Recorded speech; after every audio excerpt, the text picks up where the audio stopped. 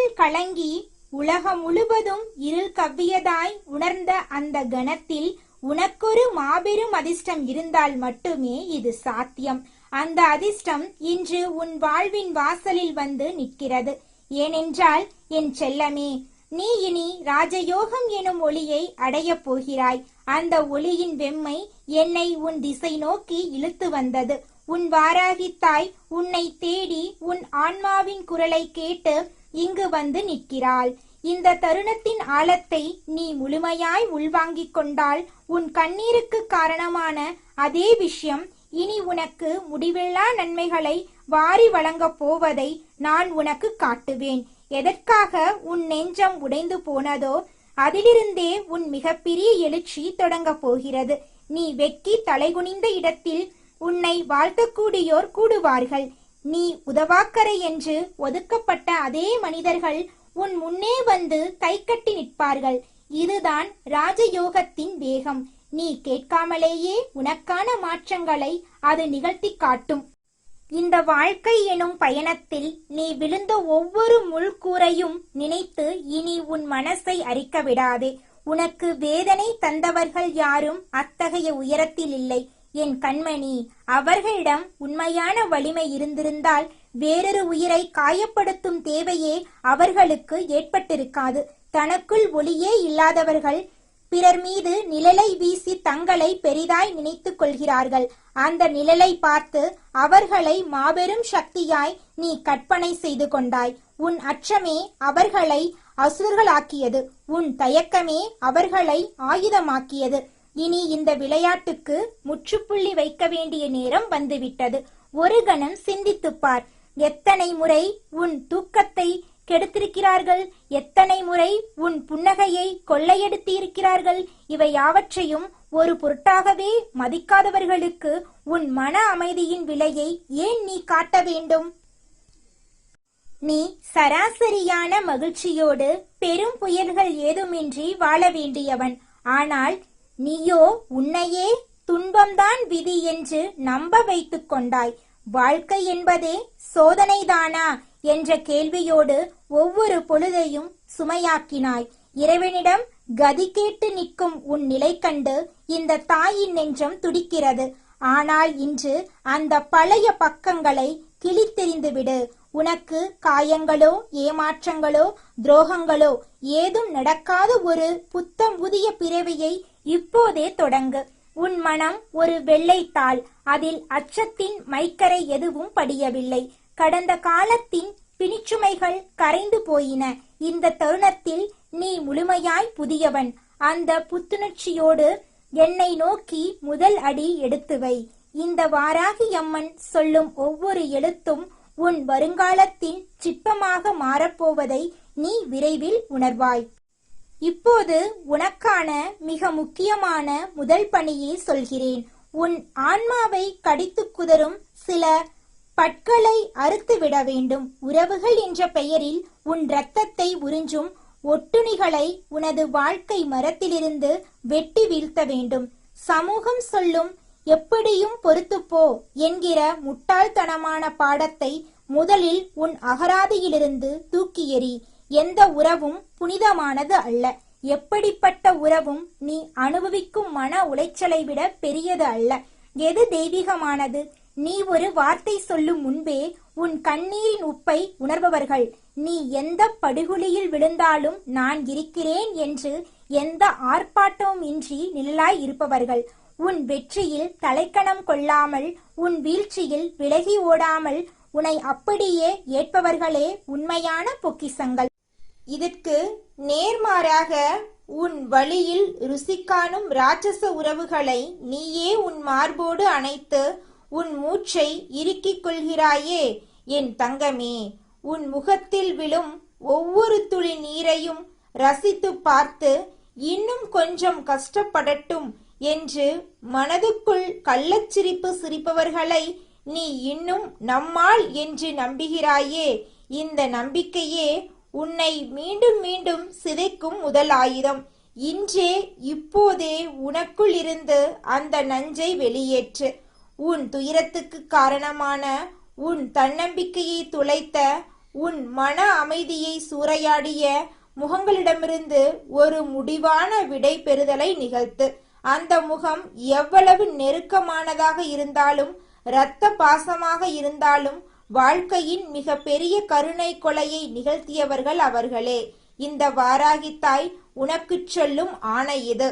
உன் பாரத்தை முழுவதையும் என் தோளில் போட்டுவிட்டு நீ விடுதலையாகிவிடு. இவ்வளவு நாள் இத்தனை தியாகம் செய்து வளர்த்த பந்தம் இப்படி ஒரே நொடியில் விட்டு விலகுவதா என்று உன் மனம் கேட்கும் என்று அறிவேன். ஆனால் உண்மையை கேள், நீ வளர்த்தது பந்தமல்ல, உன் பலவீனத்தை சுற்றி பின்னப்பட்ட ஒரு சிறைக்கூடு. அந்த கூட்டினுள் நின்று உலகமே இருண்டு விட்டதா எண்ணி இனி எதுவும் மிச்சமில்லை, எல்லாம் முடிந்தது என்று நீ மனம் உடைந்த இரவுகள் எத்தனை! அன்று உன் அருகில் ஒரு துளி ஆறுதல் தர அந்த உறவுகள் வரவில்லை. மாறாக நீ விழுந்த குழியில் மேலும் சேற்றை வாரி இறைக்கவே அவர்கள் போட்டி போட்டார்கள். அவர்களின் முகத்தில் ஒரு பொய்யான பரிதாபம், ஆனால் நெஞ்சுக்குள் நன்றாக வேண்டும் என்ற நயவஞ்சகம். அதை நீ மறந்து போவதா? ஒருபோதும் மறந்து விடாதே. அந்த ஞாபகம்தான் உனக்கு முதுகெலும்பாக வேண்டும். இதுதான் உனது மிக பெரிய சாபக்கேடு. சில பொல்லாத வார்த்தைகள் பேசியவர்கள் ஒரு நாள் தேனை பூசியது போல் 2 இனிய சொற்களை உன் காதில் விட்டால் போதும், உடனே நீ உருகிவிடுவாய். உன் காலடியில் கிடந்த கத்தியை மறந்து, ஒருவேளை நான் தான் தவறாய் புரிந்து கொண்டேனோ என்று தேவையில்லாத குற்ற உணர்வுக்குள் மூழ்குவாய். உனது மன்னிக்கும் குணம் ஒரு வரம், ஆனால் அதை தகுதியற்றவர்களிடம் பயன்படுத்தும் போது அது உனக்கே வைக்கும் சாபமாக மாறிவிடுகிறது. உன் மன்னிப்பு அவர்களின் திமிரை மட்டுமே வளர்க்கும். உன் கருணை அவர்களின் அடுத்த குற்றத்துக்கு உரமிடும். இனி உன் இதயம் மிக கவனமாக செயல்பட வேண்டும். பழைய பாடங்களை அழித்துவிட்டு மீண்டும் அதே பள்ளிக்கூடத்தில் சேராதே. இந்த அன்னை உனக்கு ஒரு ரகசியத்தை சொல்கிறேன். உனது எல்லா நல்ல அதிர்ஷ்டங்களையும் தடுத்து நிறுத்திய பெரிய கதவுகளாக இருந்தவர்கள் இந்த போலி முகங்களே. நீ எவ்வளவு நேர்மையாக அழகாக பழகினாலும் அதிலும் ஒரு குற்றம் கண்டுபிடித்து உன் காற்றில் விஷத்தை கலப்பதே அவர்களின் மூச்சாக இருந்தது.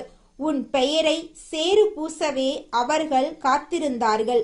அப்படிப்பட்ட உயிர்களோடு உன்னை பிணைத்து கொண்டிருப்பது ஒரு பிணத்தை தோளில் சுமந்து நடப்பதற்கு சமம். இனி மூழ்கிக் கொண்டிருக்கும் கப்பலை விட்டு வெளியேறு. உன்னை யார் உண்மையாக நேசிக்கிறார்களோ, உன் மௌனத்தின் மொழியை யார் கேட்கிறார்களோ, உன் சோர்வில் உன்னை இறுக்கி அணைக்கிறார்களோ அவர்களுக்காகவே உன் மீதி வாழ்க்கையை வாழ்ந்து காட்டு. அத்தகைய பொக்கிஷம் உனக்கு கிடைத்திருந்தால் அதை 1000 கோட்டை சுவர்களுக்குள் வைத்து பாதுகாத்திடு. அந்த அன்பு மட்டுமே உன்னை வாழ வைக்கும் மூலிகை. பலர் சொல்லலாம், சூழ்நிலைதான் எங்களை அப்படி நடந்து கொள்ள வைத்தது என்று. சூழ்நிலை என்பது ஒரு புகை. அதை காரணம் காட்டி இன்னொரு உயிரை எரிப்பது என்பது மிக கொடிய பாவம். துன்பத்தில் இருப்பவனை பார்த்து நகையாடுவது, பலவீனத்தை மிதித்து பலம் காட்டுவது, இவை மன்னிக்கவே முடியாத குற்றங்கள். இந்த குற்றங்களை உன்னிடம் யார் செய்தாலும் அதை நீ சட்டென்று ஏற்றுக்கொண்டு விதி என்று வாழ்ந்து விடாதே. அவர்களுக்கு உரிய பதில் நிச்சயம் கிடைக்க வேண்டும். ஆனால் என் மகனே, என் மகளே, நீ பதிலடி கொடுக்க துடிக்காதே.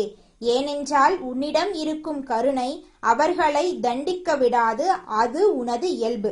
ஆனால் இந்த உன் வாராகி தாய்க்கு அந்த இயல்பு கிடையாது. நான் ஆதி பராசக்தியின் கோரை பற்கள். என் குழந்தையை கடித்த நகங்களின் தலையை நசுக்குவது என் பொழுதுபோக்கு. அவர்கள் எவ்வளவு பெரிய பலசாலிகளாக இருந்தாலும், எத்தனை பேர் கூட்டமாக நின்றாலும், சரியான நேரத்தில், சரியான அளவில், சரியான தண்டனையை நானே நிறைவேற்றுவேன். உன் அன்னை நான் அத்தனை எளிதில் விட்டுவிட மாட்டேன். இன்று முதல் உனது ராஜயோக காலம் தொடங்கிவிட்டது என்பதை மட்டும் மனதில் ஆழமாக பதித்துக்கொள். நீ பேரதிர்ஷ்டசாலி. இந்த பிரபஞ்சத்தையே ஆட்டிப்படைக்கும் வாராகியின் அன்பை நீ அடைந்து விட்டாய். இதை நம்பினால் போதும், காலம் உனக்கு சாதகமாக மாறும். உன் அன்னையின் வாக்கு என்பது எழுதப்பட்ட விதி. நீ செய்யும் ஒவ்வொரு சிறிய நல்ல செயலும் ஒரு பொன்மழையாய் உனக்கு வெகு விரைவில் விளையும். இனி உன் வாழ்க்கையில் எதிரிகள் இல்லாத சூழல் உருவாகும். அது இயற்கையாகவே நிகழும். உனக்கு தீங்கிழைத்தவர்கள், உன் பக்கம் நிற்காதவர்கள், தங்கள் கர்ப்பத்தில் உன்னை வெறுத்து ஒதுக்கியவர்கள் எல்லாம் ஒரு நாள் உன் பின்னால் வந்து நிற்பார்கள். உன் அன்பின் அருமை இன்னதென்று அறியாத மூடர்கள் இனி கதறிக்கொண்டு உன்னை தேடி வருவார்கள். அவர்களுடைய கண்கள் திறக்க வேண்டிய பொழுது நெருங்கிவிட்டது. அப்போது உன் முகத்தில் ஒரு அசைவற்ற அமைதியை மட்டும் வைத்துக்கொள். உன் வெற்றி அங்குதான் வெளிப்படும். எதற்கும் கண் கலங்காமல் மார்பை நிமிர்த்தி நில். உன் துணைக்கு இந்த வாராகி நிற்கிறாள் என்பதை மட்டும் மறந்துவிடாதே. இருள் கூட உன்னை நெருங்க அஞ்சும். என் கடைக்கண் பார்வை உன்மேல் விழுந்த பின் உன் ஒவ்வொரு நாளும் ஒரு திருவிழாவாகும். உனக்கு வாழ்வில் இழப்பு இருப்பதாக நினைத்தாய். இல்லை, அது தேவையற்ற களைகள் களையப்பட்ட தருணம். இனி உன் வழி தெளிவாக ஒளியால் நிரப்பியதாயிருக்கும். என் தங்க கட்டியே, உன் வாராகி தாயின் ஆசிகள் என்றும் உனக்கு முழுமையாய் குறைவர கிடைத்து கொண்டே இருக்கும். என் குரல் உன் செவிகளில் விழுந்த கணமே உன் விதியின் கதவுகள் திறக்க தொடங்கிவிட்டன. என் வாக்கு என்பது கல்லில் செதுக்கிய எழுத்து.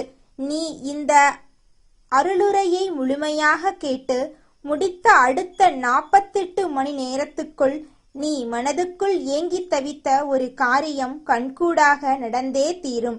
இது வெறும் ஆறுதல் வார்த்தையல்ல, இது உன் தாயின் சபதம். கிடைக்கும் என்று நான் வாக்கு கொடுத்துவிட்டால் அது நடந்தே தீரும். என் மீது நீ வைத்திருக்கும் அந்த சிறு நம்பிக்கைக்கு கூட நான் என்றும் துரோகம் இழைக்க மாட்டேன். காரணம் மிக எளிது. நீ அதனை வேண்டி அழுத நாளிலிருந்தே அது உனக்கென எழுதப்பட்டு விட்டது. அந்த விதியை நானே நினைத்தாலும் தடுக்க முடியாது, மாற்றவும் முடியாது. அதனை உன் கரங்களில் ஒப்படைக்க வேண்டும் என்கிற துடிப்போடுதான் இன்றைய தினம் இந்த அம்மா ஓடோடி வந்திருக்கிறேன். என் கண்ணே, நீ இந்த வார்த்தைகளை கேட்கத் தொடங்கிய அதே கணம் உனக்கான நல்ல நேரம் பிறந்துவிட்டது. இனி ஒவ்வொரு வினாடியும் உன் வாழ்க்கையில் நுழையும் ஒளிக்கதிராகும். எப்போது நடக்கும் என்று நீ கணக்கு பார்க்க தேவையில்லை. சரியான வேளை வரும்போது நானே உன் கண்முன்னே தோன்றி அதனை நிறைவேற்றுவேன். நான் உன் கண்ணில் படுகிறேன் என்றால் அதுவே உன் வாழ்வின் மிகப்பெரிய திருப்புமுனை. உனக்கு தெரியுமா என் அன்பு பிள்ளையே, நீ ஒருபோதும் என்னிடம் வீண் பிடிவாதம் பிடித்ததில்லை. கிடைத்த சொற்ப ஆறுதலிலும் நீ மகிழ்ச்சியோடு வாழ பழகியிருக்கிறாய். அப்படிப்பட்ட உன்னுடைய நெஞ்சுக்குள்ளே திடீரென்று ஒரு ஆசை முளைத்து, அம்மா, இது மட்டும் கிடைத்தால் என் வாழ்க்கையே நிறைவடைந்துவிடும் என்று உருகினாயல்லவா? அந்த எண்ணம் என் கரங்களால் உன் மனதுக்குள் விதைக்கப்பட்ட விதை. நானே அந்த ஆசையை உனக்குள்ளே ஊட்டினேன் என்றால் அதை நிறைவேற்றாமல் நான் எப்படி ஓய்ந்திருப்பேன்? அதற்காகத்தான் இந்த தாய் இரவும் பகலும் பாடுபட்டு கொண்டிருக்கிறேன். இந்த ஒரு வாக்குறுதியை மட்டும் நீ எனக்கு இப்பொழுதே வழங்கிவிடு. உன் மனசாட்சிக்கு நேராக, அம்மா, கிடைத்ததை பத்திரமாக பார்த்து கொள்வேன் என்றும் நன்றியோடு இருப்பேன் என்று ஒருமுறை எனக்குள் கூறிப்பார். அவ்வளவுதான். அந்த உத்தரவாதம் உன் பக்கமிருந்து வந்துவிட்டது என்றால் என் பக்கமிருக்கும் உத்தரவாதம் உடனே பலன் கொடுக்க தொடங்கிவிடும். வாராகியின் அன்பு என்பது ஒரு பிரவாகம். இதோ இந்த நிமிடம் உன் மனதுக்குள் இருக்கின்ற அத்தனை கவலைகள், பயங்கள், தூக்கமில்லாத இரவுகள் என அனைத்தையும் நான் என் பாதத்தால் மிதித்து தள்ளப் போகிறேன். நீ இப்போது ஓர் இக்கட்டான சூழ்நிலையில் இருக்கலாம். பிரச்சனைகள் உச்சத்தை தொட்டு கொண்டிருக்கும். ஆனால் என் செல்லமே, அதற்கு ஒரு தத்துவம் இருக்கிறது. எந்த ஒரு சோதனையும் முடிவுக்கு வருவதற்கு முன்னால் அது ஒரு முறை மிக கொடூரமாக முற்றிப்போகும். உச்சம் தொட்டால்தான் அதற்குள் இருக்கின்ற உண்மை வெளிப்பட்டு மருந்து வேலை செய்யும். உன் வாழ்க்கையில் இப்போது நடப்பது அதுதான். உச்சக்கட்ட துயரம்தான் உனக்கான நன்மையை நடத்தி கொடுக்க வந்திருக்கிறது என்பதை புரிந்துகொள். அம்மாவின் அருட்கரம் உன் சிரசின் மேல் இப்பொழுதே இருக்கிறது. நீ உச்சத்தில் இருக்கின்ற இந்த சோதனையை பார்த்து, இதுதான் என் விடியலுக்கு முன்னால் கடைசி இருள் என்று மனமாற நம்பு. என் அன்பு உன்னை சூழ்ந்திருக்கிறது. நல்ல நேரம் என்றால் என்ன தெரியுமா? நீ இந்த வாக்கை கேட்கின்ற ஒவ்வொரு நொடியும் தான் உனக்கு நல்ல நேரம். நான் உனக்கு தேடி வருகின்ற ஒவ்வொரு நாளும் உனக்கு ஒரு திருநாள்தான். எனவே கவலை கொள்ளாதே. இனி வருபவையெல்லாம் நமக்கு நன்மையாகவே அமையும் என்கிற விழிப்புணர்வுடன் இரு. அம்மா கூறிவிட்டாள், இனி அதில் மாற்றமே கிடையாது. உன் நன்மைக்கு எது தேவையோ அதனை நான் நடத்தியே தீருவேன். நீ நினைத்ததை, நீ வேண்டியதை உனக்கு கொடுத்தே தீர வேண்டும். அது உன் வாழ்க்கையில் முழுமையை நிச்சயமாக கொண்டு வரும். நீ செய்ய வேண்டிய வேலை என்னவென்றால், உன் மனநிலையை மட்டும் ஊசலாட்டமில்லாமல் பார்த்துக்கொள். இது கிடைக்குமா கிடைக்காதா என்று அடிக்கடி எண்ணத்தை மாற்றிக்கொண்டே இருக்காதே. ஒரு விஷயத்தில் ஆணித்தரமாக நில். உனக்கு நான் ஒரு ரகசியம் கூறுகிறேன். தொடக்கம் நன்றாக இருக்கும், நடுவில் சற்றே இடர்பாடுகள் வரும். ஆனால் முடிவு கம்பீரமான வெற்றி முடிவாகத்தான் இருக்கும். இந்த நம்பிக்கை உணர்வு மட்டும் உன்னோடு இருந்தது என்றால் அதுவே உன் வாழ்க்கையை நீ நினைக்கின்றவற்றையெல்லாம் மாற்றியமைக்கும். நம்பிக்கையை கைவிட்டு விட்டு அவநம்பிக்கைக்குள் சென்று அமைந்து விட்டால் அதன் பின் எல்லாமே உன்னை விட்டு நழுவி போகும். இதனை மட்டும் நினைவில் இருத்திக்கொள். உனக்குள்ளே இப்போது ஒரு பெரிய மகிழ்ச்சி அலையை நான் எழுப்பியிருக்கிறேன். உன் மனது இப்போது லேசாக மாறியிருக்கும். நம்பிக்கை என்பது ஒரு காந்தம். அதனை வைத்திருப்பவர்களை நோக்கி அதிர்ஷ்டம் தானாக ஓடி வந்து ஒட்டிக்கொள்ளும். நீ எங்கு சென்றாலும் உன் முகத்தில் ஒரு பொலிவிருக்க வேண்டும். வாராகி அம்மா எனக்கு வாக்கு கொடுத்திருக்கிறாள் என்கிற பேரொளி அது. சோர்ந்து போய் அமர்ந்து விடாதே. நான் வாக்களித்து விட்டேன். அதனை நிறைவேற்றும் பொறுப்பு என்னுடையது. நீ செய்ய வேண்டியது உன் அன்றாட கடமையை செய்துவிட்டு மனதுக்குள் என்னை நினைத்து மகிழ்ச்சியோடு இருப்பதுதான். உன் வாழ்க்கையில் நீ இதுவரை போதும் என்கிற மனதுடன் வாழ்ந்திருக்கிறாய். அது மிக பெரியதொரு தவம். அதனால்தான் இப்போது இது மட்டும் போதும் என்று நீ நினைக்கின்ற அந்த ஒரு பொருள் உனக்கு கிடைக்கப் போகிறது. உன் பொறுமைக்கு நான் தரும் பரிசு இது. நீ எவ்வளவு உயரத்துக்கு சென்றாலும் வாராகி தாயே இதனை தந்தாள் என்கின்ற பணிவு இருக்க வேண்டும். பணிவாக இருப்பவர்களை வாழ்க்கை மேலும் மேலும் உயர்த்தி கொண்டே செல்லும். அதுதான் இயற்கையின் நியதி. நீ பயப்படுகிறாயே சில முகங்களை பார்த்து, இவர்கள் நமக்கு என்ன செய்து விடுவார்களோ என்று. இனி அந்த அச்சமே தேவையில்லை. நான் 1000 கண்களோடு உன்னை சுற்றி பாதுகாப்பிற்கு நிற்கிறேன். என் கைகளில் இருக்கின்ற உலக்கையை பார். உன் எதிரிகளின் வஞ்சக திட்டங்களை, உன்மேல் தொடுக்கப்பட்ட கண்ணேறு மந்திரங்களை எல்லாம் இடித்து தள்ள இதுவே என் ஆயுதம். ஒவ்வொரு முறையும் நீ மனதுக்குள் வாராகி அம்மா என்று அழைக்கும் போது எந்த கெடுதலும் உன்னை நெருங்க முடியாமல் தடுத்து நிறுத்துகிறேன். அப்படியே என் இன்னொரு கையில் இருக்கின்ற கலப்பையை பார். நான் என் கலப்பையால் உன் வருங்காலத்தை ஆழமாக உழுகிறேன். அங்கே வெற்றி, செல்வம், நிம்மதி, நல்லுறவுகள், ஆரோக்கியம் என நட்பலன்கள் விளையும். உன் முகம் பூரிப்படைந்து உன் குடும்பமே ஒரு வளமான தோட்டமாக மாறும். எனக்கு தேவையெல்லாம் உன் அசைக்க முடியாத நம்பிக்கை மட்டுமே. இப்போது உனக்கு ஒரு இறுதியான சிந்தனை. நான் உனக்கு கூறும் காலம் 48 மணி நேரம். இது ஒரு புனிதமான காலக்கெடு. இந்த நேரத்துக்குள் நீ ஆசைப்பட்ட விஷயத்தின் தொடக்கம், ஓர் அறிகுறி, ஒரு நல்ல செய்தி அல்லது ஏதேனும் ஒரு அசைவு நிச்சயம் வரும். அது வந்ததும் நீ உடனே என் நினைவாக ஒரு நன்றியை மனதுக்குள் கூறிவிடு. அம்மா, நீ கூறியபடி தொடங்கிவிட்டது. நான் நம்பிக்கையோடு காத்திருக்கிறேன் என்று கூறினால் போதுமானது. நீ பரபரப்போடு காத்திருக்க கூடாது. உனக்கு இரவில் உறங்கச் செல்லும் போது திடீரென்று தொலைபேசி ஒலிக்கலாம், கதவு தட்டப்படலாம், அல்லது உன் மனதுக்குள் திடீரென்று ஒரு புதிய தெளிவு பிறந்து நாளை இப்படி செய் என்று தோன்றலாம். அதனை அலட்சியப்படுத்தி விடாதே.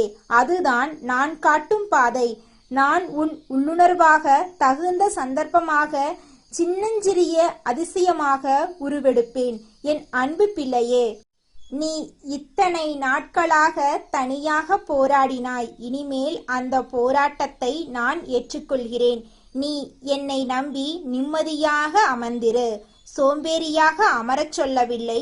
உன் கடமையை செய்து கொண்டு பலனை என்னிடம் ஒப்படைத்துவிடு. பலனை பற்றி கவலைப்படும் வேலையை என்னிடம் கொடுத்துவிடு. அதுவே வாழ்க்கையை எளிதாக நடத்தும் ரகசியம். என்னை நம்புபவர்களின் முகத்தில் ஒரு தனி பொலிவு இருக்கும். நான் இப்போது உன் மனதின் மேல் கை வைத்து அந்த பாரத்தை ஒட்டுமொத்தமாக இறக்கி விடுகிறேன். அந்த லேசான உணர்வு பொய்யல்ல, அதுவே உண்மை. உன் இல்லத்தில் நீ செய்யும் தொழிலில், உன் பிள்ளைகளின் கல்வியில், உடல் நலத்தில் ஏதோ ஒரு முடிச்சு அவிழ்த்து விடப்படாமல் இருக்கிறது. அதை அவிழ்க்க நீ பட்ட துயரம் போதும். இனிமேல் நான் என் கலப்பையால் அந்த இடத்தை உழுது சீர்படுத்தி சமன் செய்து நல் விதைகளை விதைப்பேன். விதை விதைத்துவிட்டோம் என்றால் அறுவடை நிச்சயம். உன் பேச்செல்லாம் நல்லதாக மாற்றிக்கொள். என்னால் இயலாது, எனக்கு ஏன் இப்படி என்கிற சொற்களை முற்றிலும் தூக்கி எறிந்துவிடு. ஒவ்வொரு முறை அப்படி தோன்றும் போதும் உடனே வாராகி அம்மா என்னை காக்கிறாள், நல்லதே நடக்கும் என்று மனதுக்குள் சொல்லிக்கொள். இதுவே ஒரு மந்திர ஜபமாகும். அது என் சக்தியை உனக்குள்ளே இறக்கும். உன்னை சுற்றி நடக்கும் சின்ன சிறு அதிசயங்களை கவனிக்கத் தொடங்கு. திடீரென்று ஒரு வழி திறக்கலாம். தொலைந்து போன ஒரு பொருள் கிடைக்கலாம். இவையெல்லாம் உனக்கு நான் காட்டும் முன் அறிவிப்புகள். அவற்றை நீ வரவேற்று மகிழ்ந்து நன்றி கூற வேண்டும். நன்றி கூறுவது மிகப்பெரிய காந்த சக்தியாகும். நீ நன்றி கூற கூற இன்னும் பல நன்மைகள் உன்னை நோக்கி ஓடிவரும். வாழ்க்கை என்பது எதிரொலிக்கும் மலை போன்றது. நீ நம்பிக்கையை எதிரொலித்தால் அதுவே 1000 மடங்காக பெருகி உனக்கு திரும்பி வரும். இப்போது இந்த உரை முடிக்கின்ற தருவாயில் நான் உன்னை என் மடியில் வைத்து தாளாட்டுகிறேன். உனக்கு ஒரு மறுபிறவி கொடுக்கிறேன். நீ இனி பழைய பயந்த குழந்தை அல்ல. உன் நெற்றியில் வெற்றி எனக்கு உரியது என்று எழுதி அனுப்புகிறேன். யாரும் உன்னை தடுக்க முடியாது. அது சேர்ந்த பின்பு உன் கடமையை என்னவென்று மறுபடியும் கூறுகிறேன். அதனை வைத்துக்கொண்டு செருக்கின்றி உன்னால் இயன்ற அளவுக்கு மற்றவர்களுக்கும் உதவியாக வாழ பழகு. எதையும் சுரண்டாதே, எல்லாவற்றையும் பகிர்ந்து கொள். அதுவே எனக்கு முழுமையான திருப்தியளிக்கும். சரி என் தங்கமே, நேரம் நெருங்கிவிட்டது. நான் கூற வேண்டியதை கூறிவிட்டேன். இனி நீயும் உன் வேலையை கவனி, குடும்பத்தை பேணு. ஆனால் மனம் முழுதும் என்னை நினைத்துக்கொண்டே இரு. எந்த ஐயமும் வேண்டாம். என்னை கெட்டியாக பிடித்துக்கொள். நான் உனக்கு தரும் வரம் கரை சேர்ந்த பிறகு உன்னால் இயன்றபோது இதே போன்றதொரு தீபத்தை ஏற்றி என்னை நினைத்துக்கொள். அது எனக்கு போதும். நீ அழைத்தால் நான் உடனே செவிசாய்ப்பேன். நீ கூப்பிடாமலேயே நான் வந்து நிற்பேன். இப்படி ஒரு தாய் உனக்கு கிடைத்ததே 1000 ஜென்மத்து புண்ணியம். இறுதியாக ஒரு வரத்தை கூறி முடிக்கிறேன். இதோ என் கரங்களை நீட்டியிருக்கிறேன். உன் கவலைகளை எல்லாம் பிடுங்கி இந்த நொடியில் என்னிடம் கொடுத்துவிடு. எல்லா பாரங்களையும் தூக்கி என் முன்னால் கொட்டிவிடு. அம்மா, இனி நீயே பார்த்துக்கொள் என்று ஒரு வார்த்தை மட்டும் மனதுக்குள் கூறு. அவ்வளவுதான். நான் பொறுப்பேற்றுக் கொண்டேன். உனக்கு இனி அச்சமே தேவையில்லை. உன் மனம் சுத்தமாக, உன் எண்ணம் நேராக இருந்தால் உன்னை எந்த தீங்குமே தீண்டாது. நான் எப்பொழுதும் உனக்கு பின்னால் பாதுகாப்பாக நிற்பேன். இனிமேல் உன் வாழ்வு முழுக்க முழுக்க ஒரு பூஞ்சோலை. அதில் உலவுவது நீ. அதன் தோட்டக்காரி நான். வாடினால் நான் நீர் ஊற்றுவேன். புழு வந்தால் நான் மருந்தடிப்பேன். கனி பழுத்தால் நீ பறித்து புசிப்பாய். இதுதான் ஒப்பந்தம். வாராகி அம்மனின் வாக்கு என்றும் பொய்க்காது. நீ நாளை விடிந்ததும் புதிய மனிதனாக உணர்வாய். நான் உனக்குள்ளே மறைந்திருக்கிறேன். என் அன்பு பிள்ளையே, மகிழ்ச்சியாக இரு. நான் கூறிவிட்டேன், நடந்தே தீரும். எல்லா நன்மைகளும் உனக்கே. வாராகி தாயின் அருளாசிகள் என்றென்றும் உன்மேல் பொழியட்டும்.